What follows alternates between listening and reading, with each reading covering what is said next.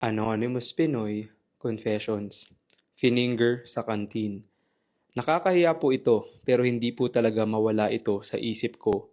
Ilang taon na ang nakalipas. I am Anna, not my real name. I am 18 now, female. I was one of the popular kids in our school. And this mistake happened in the middle of the school year. I met this guy. He was my classmate. In part siya ng circle of friends namin. We clicked so we started dating. Everyone knew. After a month, dito na nagsimula yung kasalanan. Fininger niya ako sa kantin ng school namin with only a jacket covering us. The worst part was, it was a Catholic school.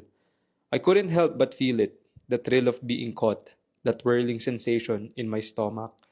During that time, the guilt was eating me up, but my hand was making its way to his pants. I could not suppress my voice. I feel like we got caught, pero hindi nagsalita yung mga tao. After that, we did it sa boys' bathroom, sa cubicle. Someone heard us and they reported us. Napunta kami sa guidance office. They said that, of all people, we should be the ones to know that it was a sin. So after that, we broke up. People started talking about us. My ex avoided me. The funny part was, even after the unforgettable memory, we still did it. Whenever we met up in public places, we did the deed. After all these years, I cannot forget him. I cannot bear the thought of confronting him about us. I'm scared of his answer.